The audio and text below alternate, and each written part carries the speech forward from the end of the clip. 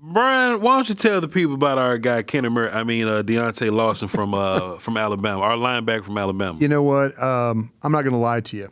This was a struggle for me. Me too, man. This was a struggle. And I mean man. this. I was hurt too, Brian. I mean this in no disrespect to the young man. No disrespect, man. I mean this at all. And I'm not going to, you know what? I honestly don't know what to do with him. Yeah. And I say it as a way, and I know there's a lot of people that have this guy pretty high up on the list. But would you say that's why we have a problem with him, because he's so high on, like he's ranked in the 50s and 60s right now? I really struggle with this one. Yeah. I mean, right now the measurables are at 6'2", they're 228. He wears the number 0 at Alabama. He is an impressive athlete, but he's not the most stout linebacker you'll see, weight-wise, bulk-wise. You love the features about this kid. You do. You love how long he is. And I think he's got the room to grow and to fill out in the frame. But VOCH, he goes to school at Alabama. And I've been in their weight room. It's one of the nicest weight rooms I've ever been in my life. Yeah. And this young man doesn't seem to be able to put on any bulk, any weight. So am I expecting him? Alabama's got a great nutritional program. They spend millions of dollars feeding their kids. Sure do. You know, they give them protein drinks and, as you would like to say, peanut butter. Peanut butter, yeah. They give them that. And this guy's still 228 pounds. Kids get big, man. I have some questions about his instincts. It's very similar to what the instincts we saw last year with Shamar James coming out of Florida.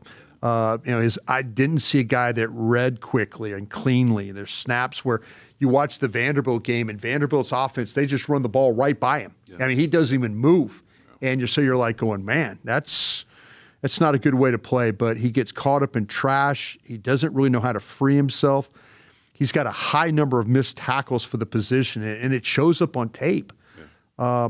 I do feel like, though, that there's certain situations where he's really good at communicating with his teammates, and you can often see him do that pre-snap. But I talked to a scout about him, because when I get confused on a player, I will go lean on my brothers that are out there in the field going to these schools. And I did talk to a scout that does Alabama, and he says he does. He says he does have instincts, and he does have makeup, but he's very slow in the processing of it.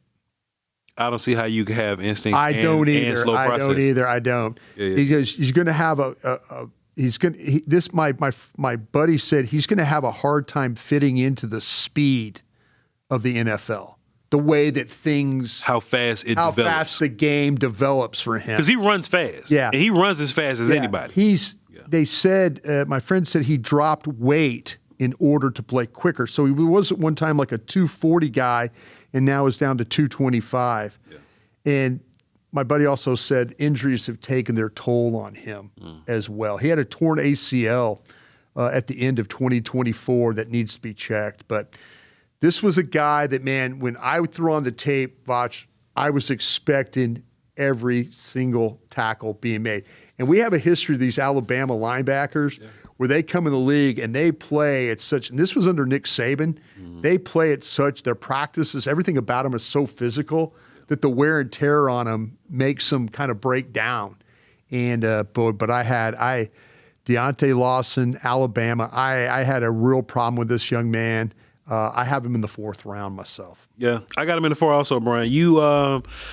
I wasn't being mean to the player. I'm not trying to be mean, but I mean, I don't see it. Everything that Cowboy fans were mad at Kenneth Murray for this year. Yeah, this guy could be that guy. I don't do some of that, Brian. When you was like in the Vanderbilt, I know exactly what play you're talking about when Vanderbilt just ran right past him a couple of times. There were other times in that game where it was one of these games where they ran outside a whole bunch.